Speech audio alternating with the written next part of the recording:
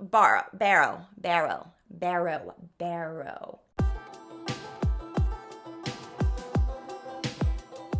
Hello, my friends. Welcome back to my channel. My name is Emily, and y'all are at the home of the Forever Theater Kid, and today is another installment of Bloody Broadway. And in today's episode, it is yet another musical inspired by a true crime, Bonnie and Clyde. So if you enjoy musical theater and true crime coming together as one, please give this video a like, watch it all the way through. It would mean the world to me. The longer you watch, the more YouTube pushes my content for you to watch more of it.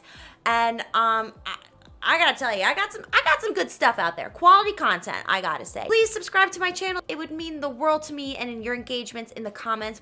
So trigger warning, this video will talk about gunfire, sexual assault, sexual abuse, and physical abuse. Like just gore. Also put like the main points of the story in the chapters below. So if you are like, I need to jump ahead to like what happens at the end, just go do that. I care about you and your mental health. That matters more to me than views. For this video, I mainly used a documentary I found on YouTube, Broadway.com, Wikipedia, and mainly I listened to this really awesome 3-part podcast by the last podcast on the left. If you feel the need to fact check me or correct me on anything that I've said, let's talk down below, write a comment, and we'll chat. You know, discuss Bonnie and Clyde even more. This one got me. A musical was made about Bonnie and Clyde in 2008. Written by Frank Wildhorn, lyrics by Don Black, book by Ivan Menchel, Jeremy Jordan as Clyde Barrow, Laura Osnes as Bonnie Parker.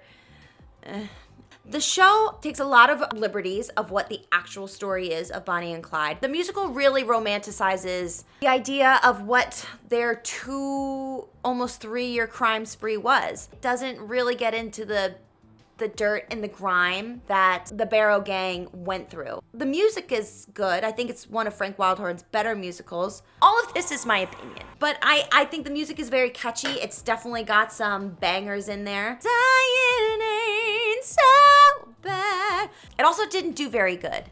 It kind of closed very quickly. So it went into previews in November. Ooh, yeah, that's rough.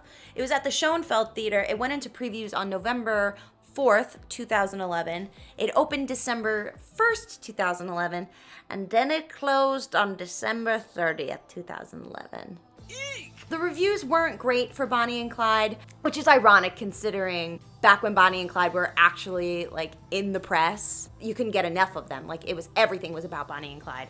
In this San Diego Union Tribune, this tale of ill-fated gun-loving 1930s gangsters came off as oddly bloodless. So it just kind of didn't get the punch that the story of Bonnie and Clyde actually was. So we are in Dallas, Texas in the 1920s. Not Dallas proper, we are in West Dallas, AKA the Devil's Back Porch. We love a nickname. The city of Dallas was really trying to work its way up to becoming a metropolitan city. Basically, they wanted to gentrify Dallas as much as possible, make it even more impressive, the New York of the South. Shoved all the minorities and poor people out west to the Devil's Back Porch. The people of Dallas own the factories, and the people of West Dallas work the factories. Guess where Bonnie and Clyde are from?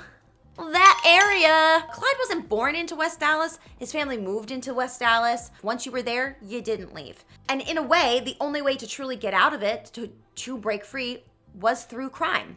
Is it different today? No. Gentrification has pushed people out and created less opportunity, especially for people of color. And sometimes the only way of survival, bringing food onto the table and money into your wallet to pay your bills, is through crime. Bonnie and Clyde, before they even met, they were both on this trajectory of wanting to get out of West Dallas. Clyde would look to all the stories of cowboys and Billy the Kid and all these criminals that were idolized because they made it out of their situation. while Bonnie had dreams of becoming an actress. She wanted to be in the big pictures, Joe. I just want to have a transatlantic accent and act a fool.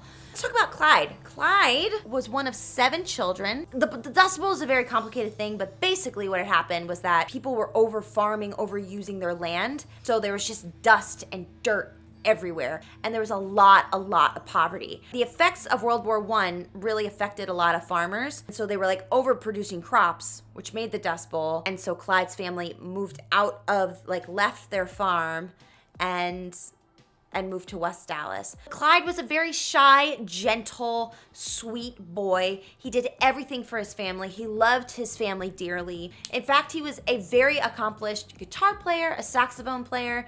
It's like, if he had been given the opportunity, he could have been a famous musician. Like, he was very, very good. He first started getting involved in, in some trouble with his brother Buck. He would steal roosters for rooster fights. They would steal roosters, then they would steal chicken, steal turkeys. I mean, any type of poultry. The Barrow boys were trying to steal them. So petty theft was kind of his first go at it. So many people were being put in jail for stealing chickens because everybody was stealing chickens that the jails were almost overrun. So they let them go and pardon them. And they're like, don't you do that again, you Barrow boy. Don't you do that again. And then they did it again and got real caught for stealing turkeys. Since Clyde had already been in jail before, his name was put on the record. Every single time that there was a crime in town that they couldn't quite pin it on, they would go to Clyde. And so every job that Clyde was working, he seemed to get fired from because the police would come and take him to the station and question him about some kind of petty crime happening in town. He enlisted in the Navy, but was seen as too sickly to be able to work. By 1912, he was done. He was tired of trying to play this good boy and decided to start stealing cars because he knew that the cars is where he could make money. This is his sweet spot. This is where Clyde is really a savant. Because of the new systems in the newer cars, they were becoming electric. Instead of cranking them, doing all this shit, he was able to hotwire a car, and it would take him less than 5 seconds to hotwire a car. Clyde was probably one of the best drivers of the time. I don't know if he invented the drift. I don't know who invented the drift. And so that was when him and his brother were let's put this talent to good use. They got caught. We will learn time and time again that they just weren't good at planning things. Imagine. So they were put in jail. They were sentenced to a 4-year jail sentence. Thought it would put him back on the straight and narrow. Comes back home and he goes to this party, just kind of looking to let loose after this 4-year jail sentence. And that's where he meets his forever love, Bonnie Parker. Now, Bonnie Parker, let's talk about her a little bit. Bonnie was raised by her mother. I think her father died when she was very young, but her mother taught her and her sister that they were superior to everybody else in town. And don't let the haters get you down. You are better than everybody else. Which I don't think was a very healthy thing to be teaching your child. Clearly gave Bonnie this complex that she could truly get away with anything she wanted by just batting her eyes and oh, I'm Bonnie Parker. You can't do anything to me because I'm a cute little girl. I kind of did too when I was young. Sorry, siblings. She works at a cafe, gets to know everybody in town. She's like, oh my God, would you like more coffee? Toss, toss. There weren't any stories of people being Bonnie sucked, hated her. Everybody was oh, that Bonnie, she was a delight. I loved her so much. I wish I could love her for the rest of my days. She wanted to be an actress. She wanted to be famous. She'd get the fuck out of West Dallas. At age 15, she got married. Why not? This gentleman named Roy. They were married for a year until they were their hot romance fizzled. He was arrested for petty theft, and basically that's the last we hear of him until the end of the story. So, oh God, the eyelash. Everything changed for Bonnie when Mr. Clyde Barrow came into the picture. We have a Maria Tony situation. They see each other and they are immediately infatuated. And from that moment on, they were pretty much inseparable. It was just can you imagine being the person who had the pardon? Your little shindig is the reason why we have Bonnie and Clyde. Hope you're proud of yourself. And honestly, Bonnie and Clyde were the perfect match in terms of what they both wanted. Perfect match in terms of toxic, codependent murder. Clyde was, he was a shorter man. So he had that, certain tendencies that white, short men have. They're a little aggressive, okay? They want to control some things, okay?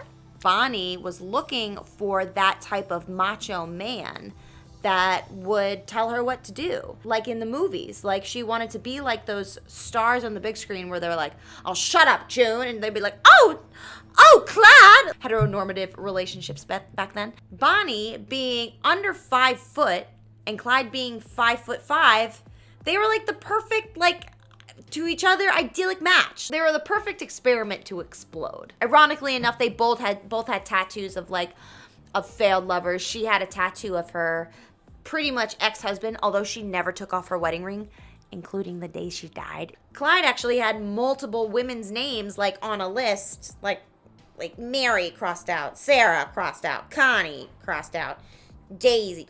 I just named like siblings and dogs' names that I have. But their relationship, when it comes down to it, was extremely toxic. They said they were either screaming at each other from across the table or they were smacking each other from across the table. Isn't that just the kind of relationship everybody wants? So fun. And that was considered love for them, you know, like there's many love languages. Guys, there's 5 of them. Pick a better one. With Bonnie coming into his life, Clyde finally had a purpose. He wanted to provide for his girl. He tried to go on the straight and narrow, but just like nothing ever took. After 1 month of them being together, Clyde was arrested for stealing a car. He was literally on his way to meet Bonnie's mom. Great first impression. And this is kind of when things would really take a turn for Clyde. And Bonnie too, just by, you know, being in a relationship with Clyde and being a ride or die. He was sentenced to 2 years in Huntsville State Penitentiary. Huntsville is where prisoners kind of went and never came back from. The ideas of Huntsville is that it was a gruesome, gruesome prison. So Clyde is like, I gotta get out of this prison before I'm sent away to this one-way wagon. Like, because if you go in the wagon, you ain't coming back. And so he asks Bonnie and is like, hey, this is your moment. You gonna ride or die with me? Or are you gonna like run away and live a happy, normal life and possibly, you know, live to your 30s. And so she helps break him out of jail. They form a plan. She sneaks in a gun, a pistol, like basically like in her bra. They frisked her. They kind of like gave her a pat down, but they didn't find the gun because they didn't touch her boobies.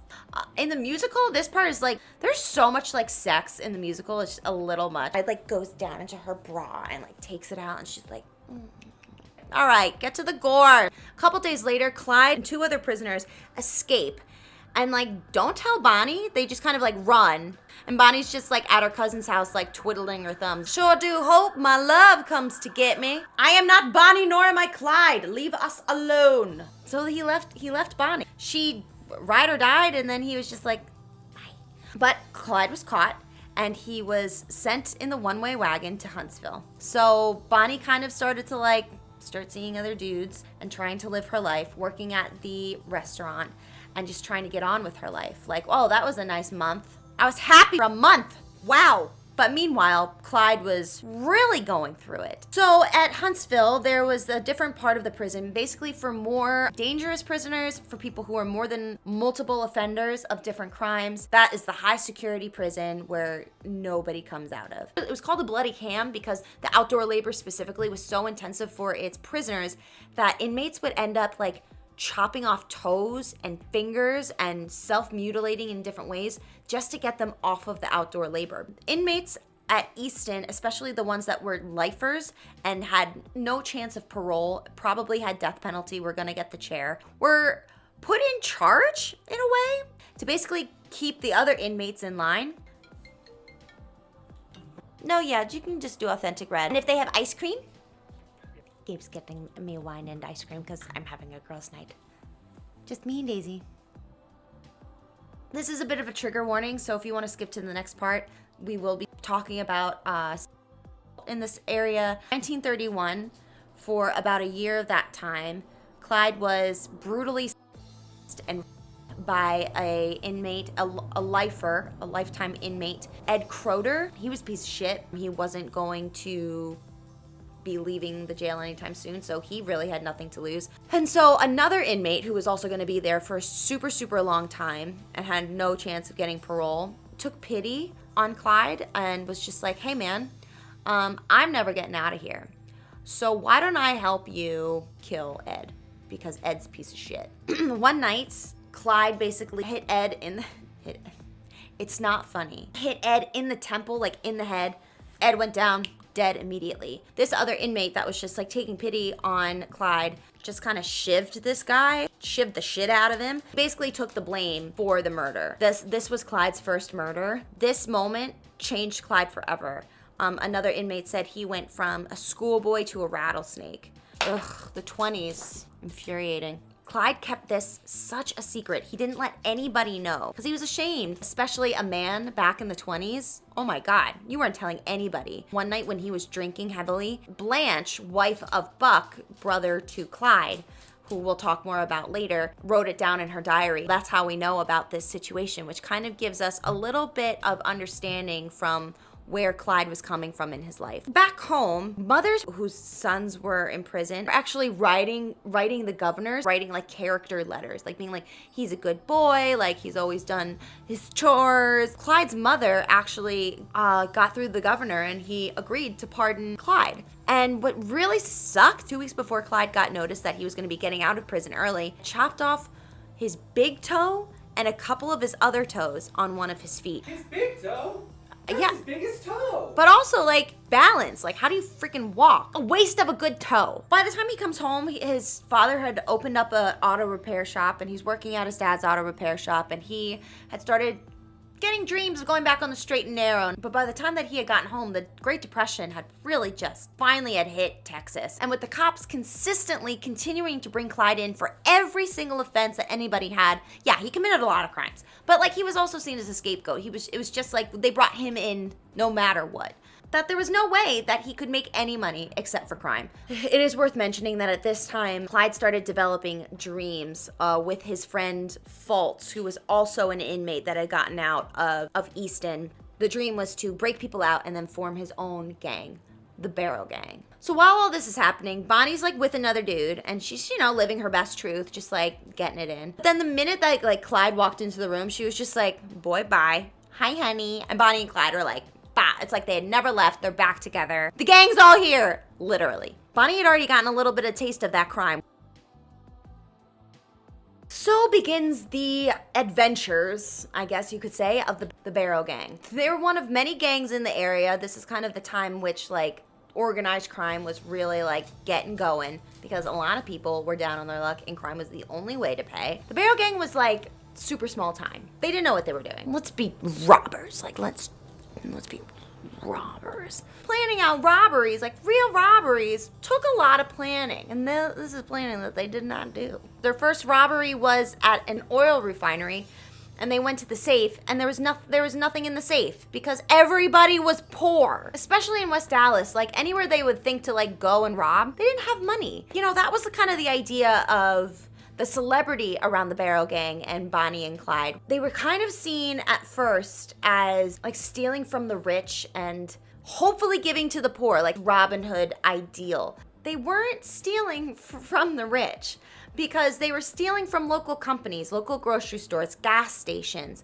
Yes, banks, but they've never really got much from the banks because the banks did not have money. It's not like they were like going after the bigwigs. They were going after local townspeople. But finally, they hit a job that made them $10K. I feel like I'm remembering that it was like $10K per person. I could be totally wrong there, which seems like a lot of freaking money. One gang member literally took his shares and was just like, bye, y'all suck at this, just gonna take this and go, because he was the smart one. The rest of them took their money and were like, so let's use our $10,000 and buy a shit ton of guns. Let's like do the prison break. Vengeance. Well, they went to go test it out. The bulletproof vests were not. A lot of the ammo was faulty and the guns were just a bust. They wasted all their money doing that. Fuck. Someone came up with the bright idea of being like, hey, maybe rather than like stealing money in order to get guns, we just steal guns. Thoughts? Oh my God. That's such a good idea. Why didn't we think about that one before? And so this is the time that like the public starts being like, oh my God, this Bonnie and Clyde, like, who are they? Who are you? Oh my God. So the first time they steal guns, they steal it from a local hardware store. And everybody in town saw them do it. And this was their big first car chase. And this is the first time that anybody's really seeing Clyde do his magic. Evading bullets, like right hook turns and just like kicking up dust, and everybody's like, oh my God! Like, this is when people are starting to go, oh, holy shit, like, these guys are legit. Now, usually, Clyde was driving a Ford V8. That was his car of choice. But this day, he was driving a Buick. So it was, like, much harder to drive. Wasn't going as fast, but, like, boy, was still driving the shit out of that car. And then it got stuck in the mud. That happens a lot. So the gang splits up. Everybody's looking for them. Clyde makes an escape, and he runs. He's out of there, and he's just like, oh, see you later, Bonnie. I'll find you. And she's like, what? They had a plan. If Bonnie was ever going to be caught, it would be best for her to be caught because she would just like bat her eyes and be like, I didn't even know, like I was totally kidnapped. All right, Bonnie. So Bonnie and Fultz get caught. Clyde gets away. You know, so she's sitting in jail. She's awaiting trial. And this is when we learn about Bonnie's poetry writing. Poetry from life's other side. Crime. This is where she writes the infamous poem entitled Suicide Sal.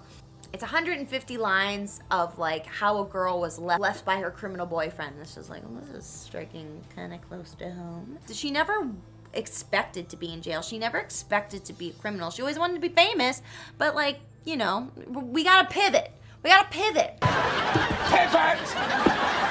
Pivot! Clyde is out of jail. He's still committing crimes. He's still thieving away. The first real big shit for the Barrow gang hits the fan. They're holding up the grocery store, right? The general store. And as soon as like the gang was just like, stick them up, the store owner, last name Butcher, grabbed the gun next to the register, but the gang was faster. They shot at Butcher. Butcher dies almost instantly. They steal about $1,500 from the cash register. An unnecessary death of an innocent human has occurred. Clyde wasn't the one who committed the crime. I mean, yeah, he was accessory to murder. He was the getaway driver. He didn't actually shoot anyone. But since Clyde's name was the one that people knew, he was the one that was pinned for it. Image was everything to Clyde. He was always like wearing like basically his like church clothes. Like he was always wearing like a crisp white shirt. It was all about branding. And so he like stuck out like a sore thumb and was clearly seen by the shop owners earlier in the day.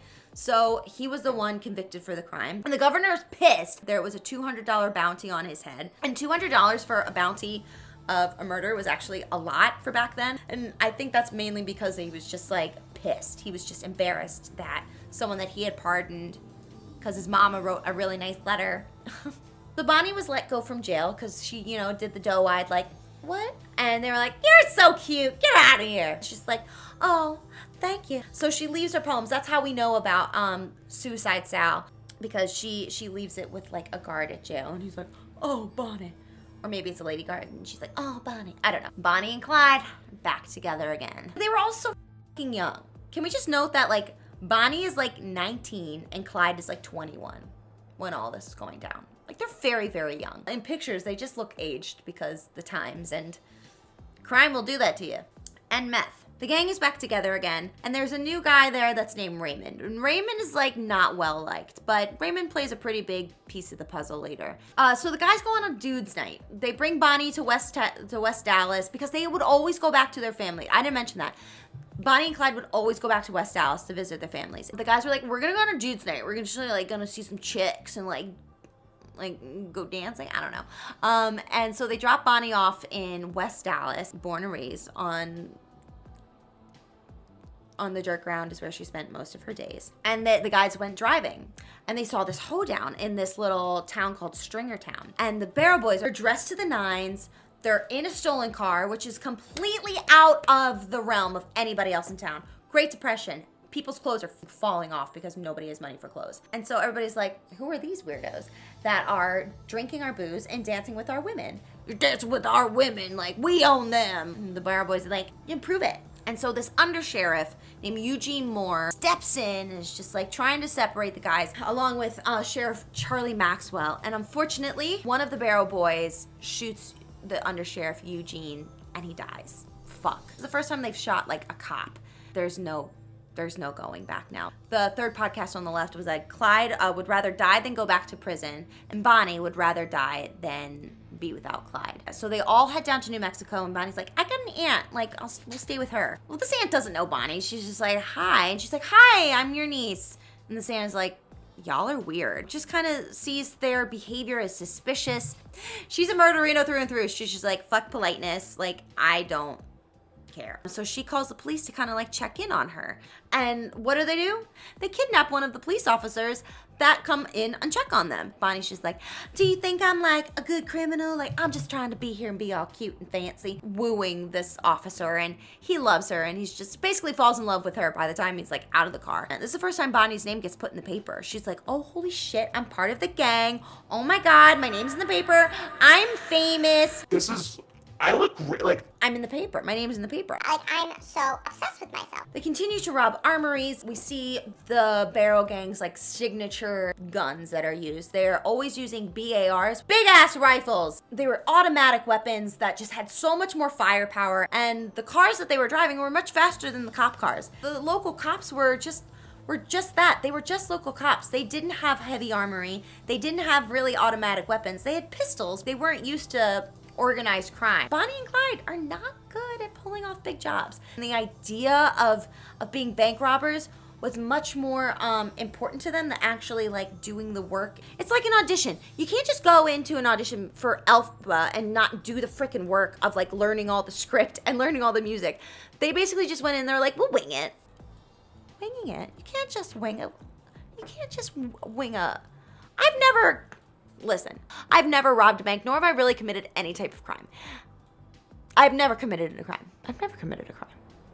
Now, with Raymond gone, who's just like such a cockblock, and Bonnie and Clyde are by themselves. I mean, in my eyes, like when I was growing up and I first learned about Bonnie and Clyde, or like saw a movie with like the idea of Bonnie and Clyde in them, I just always thought they were by themselves committing all this like all these bank robberies and stuff. The Barrow gang are really the ones that did most of this stuff, where Bonnie and Clyde were just like the face of the gang. This was the first time that Bonnie and Clyde were really truly on their own, and it was kind of the romantic time for them. They were like living the outlaw dream, like hand to mouth. Oh my God, this is so romantic. This is so sexy. That's kind of what everybody thought it was. Life into their own hands, creating their own destiny, not letting the depression get them down. And it was basically like a cross-country vacation for the two. And as I said before, they were always coming back to West Dallas. They were kind of like the heroes in town. I don't think the town really knew that Bonnie and Clyde had like killed people at this point. So like every time they would come back, people were just like, oh my God, what are Bonnie and Clyde up to? What are Bonnie and Clyde up to?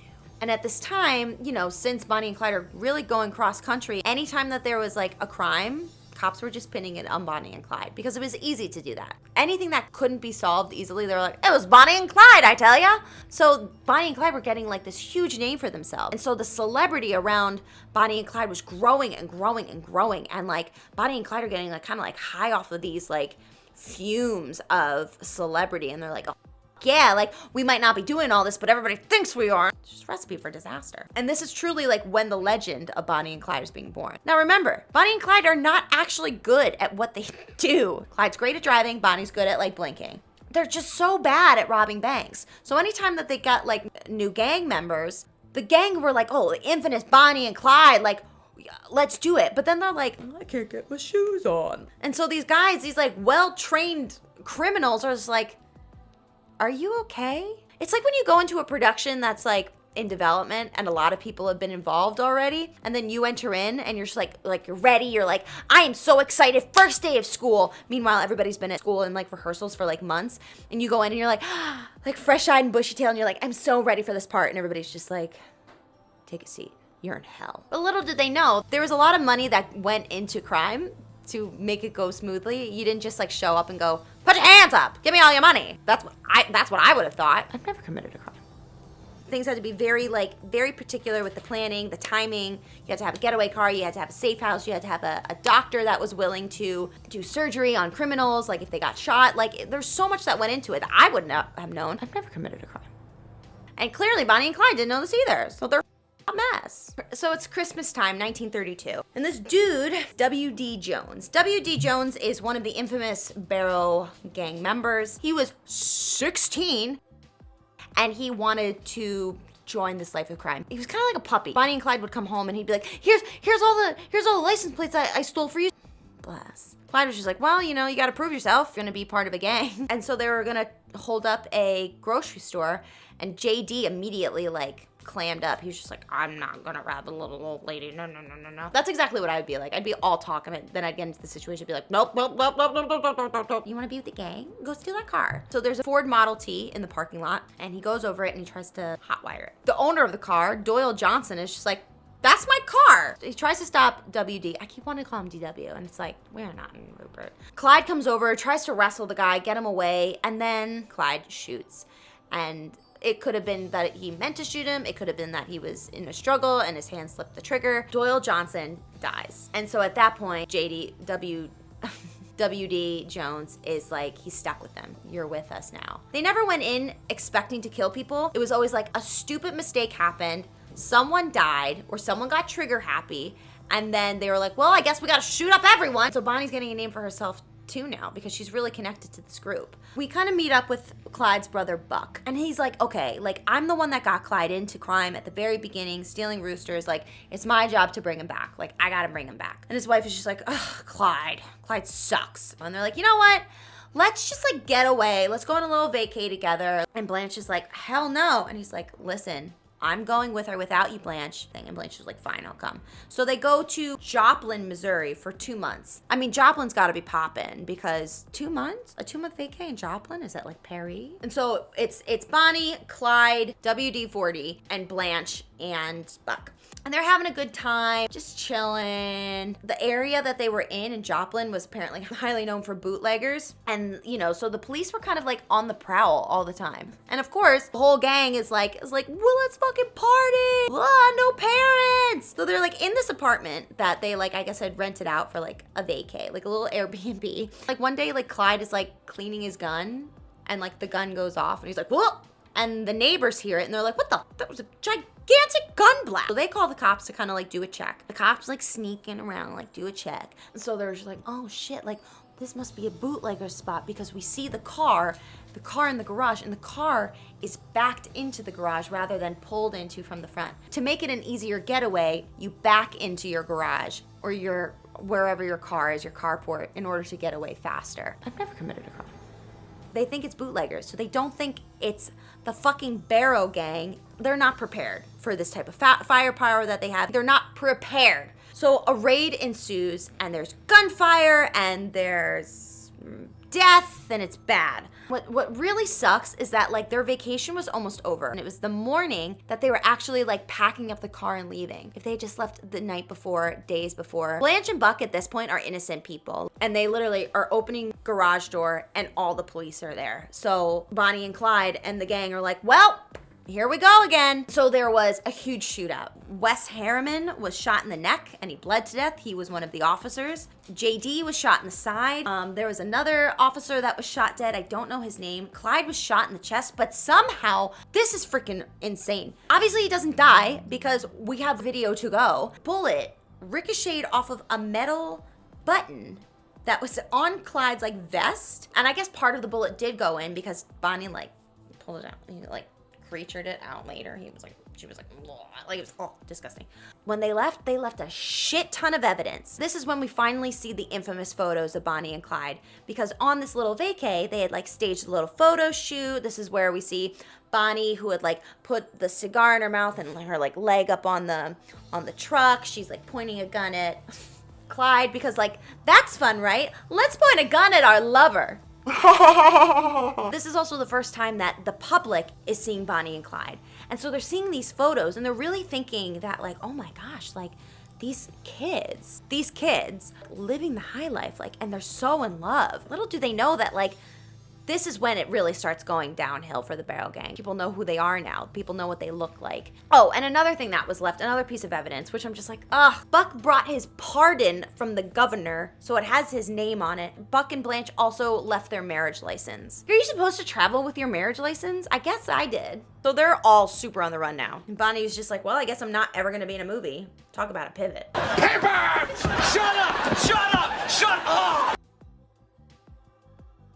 But now this is the part of the story where like the romanticism of their situation is just like so untrue. They're sleeping in cars, they're not bathing, there's nowhere safe for the Barrow gang to go. Life is on the road is just hard, but they're still stealing cars. Anytime that they take someone hostage, those people are just continuing the legend of Bonnie and Clyde and then saying how lovely they were too. So it was like this weird dichotomy of murder and like personality that's just like creating this perfect storm. And remember that guy Raymond, the gang member that nobody liked. So remember in the first murder where at the grocery store that Clyde didn't actually shoot, he was the getaway driver. The other two gang members couldn't be identified, but one of them looked so much like Raymond Hamilton. They couldn't find Clyde, so they found Raymond, and he was put in prison, and he was sent to Easton. Clyde found out about this, and although he like hated Raymond, and was just like, Raymond sucks. Like, he felt really, really bad that Raymond was now in Easton. Clyde's, like, vendetta was, like, to burn down Easton. He wanted Easton to burn. So now we have to break him out. It's not gonna work. They met back up with WD, and they're like, they picked him up from West Dallas. Clyde is driving at 70 miles per hour in the dark, which is just a death sentence. So in the car are Bonnie, Clyde, and WD. Clyde's driving sends them over a ravine and crashes. Okay, trigger warning, this part's really gruesome. The car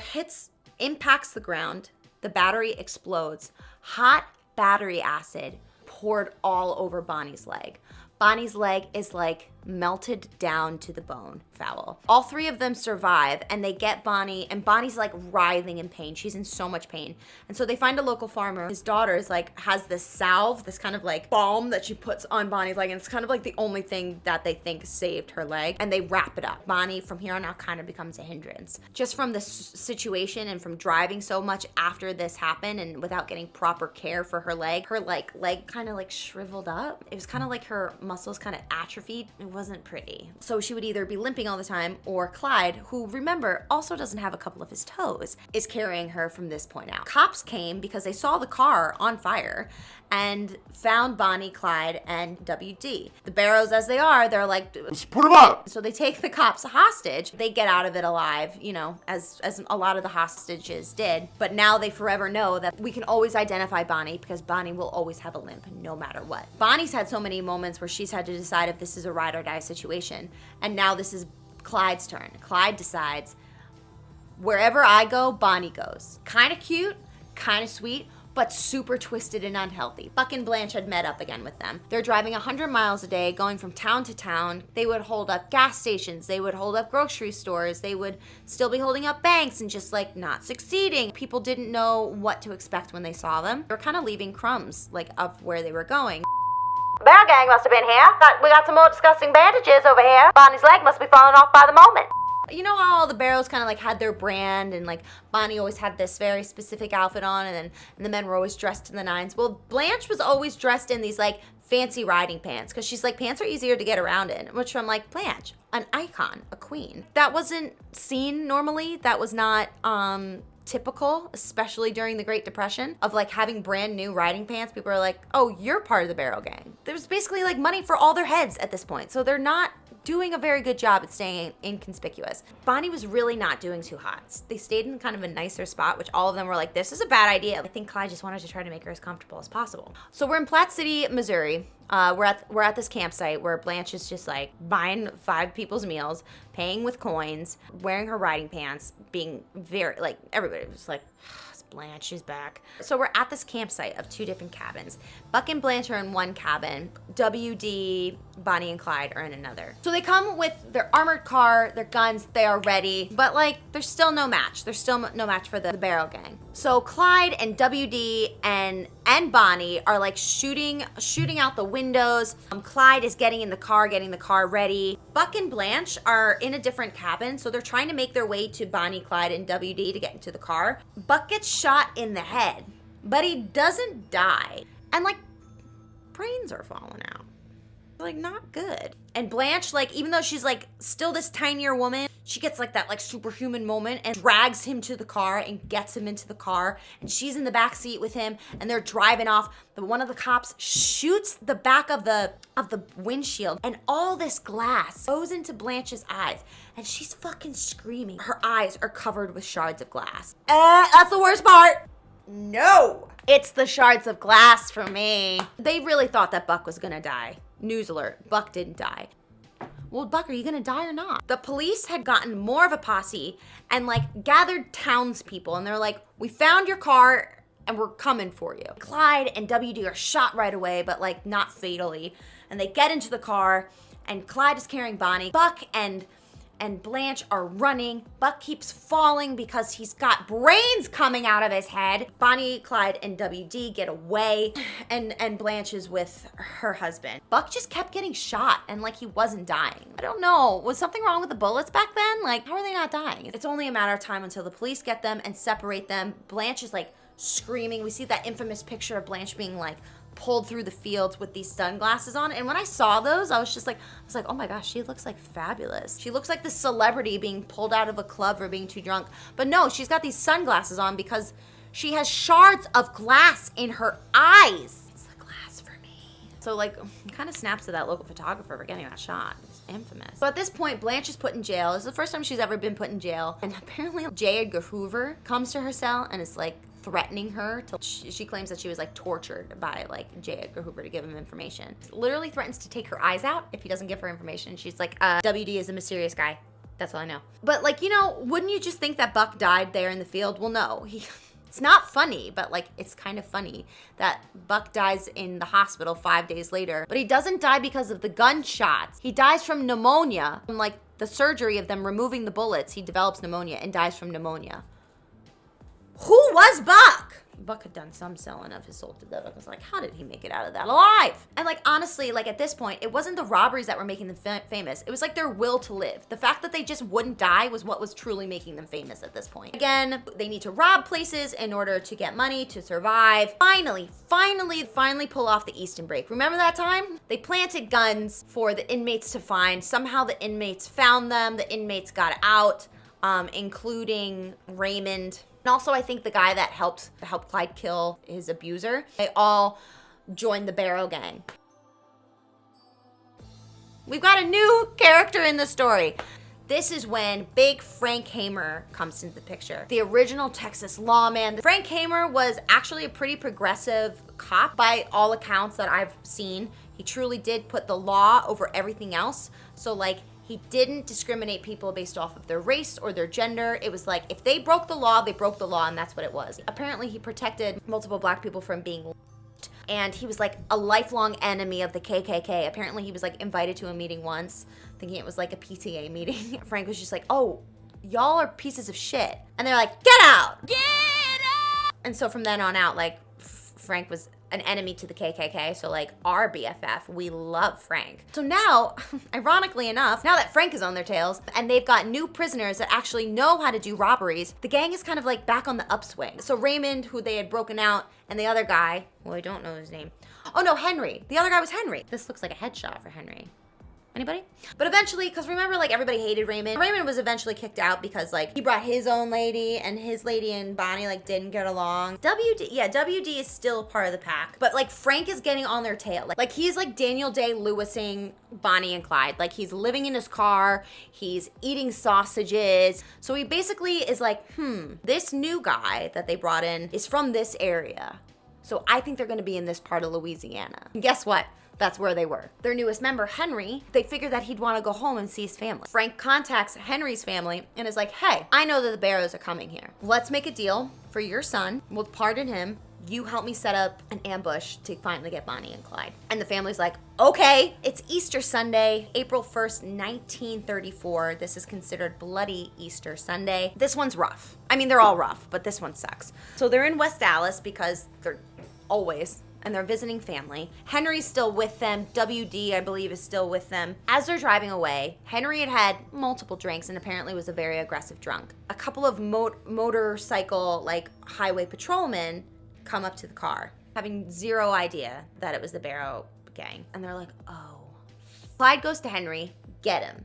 And Henry hadn't been in the gang long enough to really understand that when Clyde said get him, meant kidnap them, we're gonna take them hostage. They just transported them to another spot, dropped them off, and like, Like, don't tell nobody, you see? So Henry opens fire and shoots at the officers, and the officers are like basically ambushed. And so Clyde is like, well, for fuck's sake. And so both officers are shot dead. One of the officers, it was like his first week on the job, and he was also gonna be married within the next couple weeks. So at the funeral, his fiance, who's like stricken with grief, comes to the funeral in her wedding dress. For some reason, this was the final straw. It was like a young cop about to get married and start his life. Like everybody, this is when they were just like, Bonnie and Clyde were done. There's like conflicting arguments, like people who were like witnesses said that they saw Bonnie do the kill shot. Cops who had heard this, that Bonnie did the kill shot, they didn't dispute it because the plan was already in motion for Henry to be pardoned.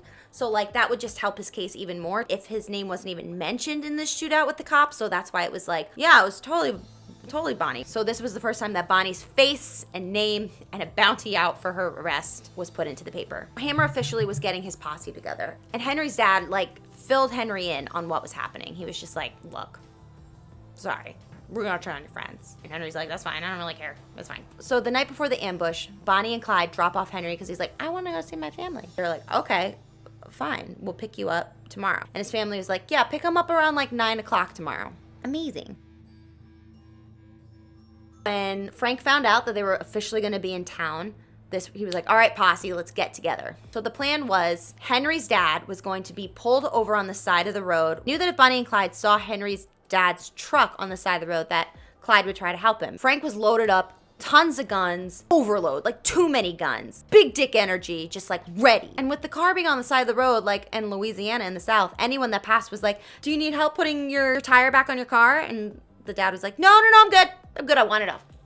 It's just about 9 o'clock, and they hear the car coming up the road. Tom Henton, one of the officers, IDs Bonnie. Frank jumps up out of the bushes. He was gonna give them an out. He was gonna give them one last out to be like, this is your last chance to give yourselves up. But that never happened because one of the officers, since it was such an intense moment, and there were so many stories of Bonnie and Clyde killing so many cops, he jumps up and just shoots the first shot into Bonnie and Clyde's car. From here on out, it's gonna get really fucking gory, just so you know. The first shot that goes into the car hits Clyde directly in the head, and he dies instantly. They knew they were gonna die at some point. As long as they went down together, it was gonna be okay to them. And Bonnie, for a split second, lived. And apparently her screams like stayed with the men forever. So within 16 seconds, 150 rounds went into this car. By the end of it, the bodies of Bonnie and Clyde were said to just look like bloody rags. Tom Henton, the guy that ID'd Bonnie, was given a film camera from someone in town and literally started filming. And it was gruesome. It's a horrible scene. Apparently their bodies were so shot up that like the embalmer for like the funeral like could barely like embalm their bodies. Like there was too many holes. People in town like heard the shootout happening and weren't far from it. So people like came flocking to the area to steal memorabilia, locks of Bonnie's hair. This was huge news. In the car there were guns, 2,000 rounds of ammo, suitcases full of makeup, true crime magazines with Bonnie and Clyde's faces in it, a book of Billy the Kid, a tackle box, and Clyde's saxophone. Which I don't know why, but that makes me so sad because it's like he could have had a future as a musician. So the car with the bodies of Bonnie and Clyde is like brought into town. This is not funny, but it's so uncomfortable. Like the car like basically was stopped in front of this like school where the kids were like outside playing or like begged their teacher to go outside and look at the car because everybody said Bonnie and Clyde were in it, and these kids were like poking their heads in. One woman was like, well, I stuck my head in and I sure did see Bonnie's red locks full of blood. How are you saying this? What the fuck? So messed up. And so people were stealing things from the car just to have a piece of them. And the idea of celebrity back then, it's just so messed up. The families were called in to collect their son and daughter. Bonnie and Clyde had expected and asked for their families to bury them together, but Emma Parker was like, you had my daughter for 2 years. 2 years. All of this all took place in 2 years, by the way. Clyde Barrow had my daughter for 2 years, so he's not gonna get her for all of eternity. Big badge moment. She wouldn't let Bonnie be buried with Clyde. Clyde's funeral brought in a total number of like 10,000 people and onlookers, and Bonnie's funeral had an attendance of about 20,000. They were criminals, but they were celebrities, and they were young, and they were hot, and so in love. Blanche got out of prison eventually. Remember Bonnie's husband that she was like still wearing the wedding ring when she died? Just like still in jail, and they're like, what do you feel about Bonnie? dying. And he's just like, better her going out like that in glory than being stuck in jail. That, my friends, after 11 pages of notes, that is the tale of Bonnie and Clyde. And the fact that we have a musical based on that event and just the things that they took from it was much bloodier than the musical lets on. I'm exhausted. They didn't think they'd live forever. Like, they just didn't care. Like, they were just like taking life by the balls. But at the end of the day, they were just kind of like shithead kids that made so many bad decisions that they couldn't turn back. But yeah, that is the toxic love affair of Bonnie and Clyde that we have a musical based off of. Dying ain't so bad, not if you both go together. Even when you're left alone, does it get sad? Short life, that ain't so bad. So thank you so much for watching. I hope you enjoyed this. If you're still here, God bless. I'm surprised that I've made it this far. So if you're making it this far, and Emily, who edited this, made it this far. Editing Emily, well done. So thank you so much for watching. I hope you enjoyed this installment of Very Bloody Broadway. I would love to hear any suggestions put down in the description bar below. I'd love to hear from you. I'd love to have your thoughts. Please give this video a like. It means so much to me. Share with friends, especially friends that are true crime fanatics like you, because I know there's more of you out there. A lot of us weirdos. I'll see y'all in the next one, so please subscribe, follow me on Instagram and TikTok, and I'll see you next time. And like always, give me your hands if we be friends, and Robin shall restore amends.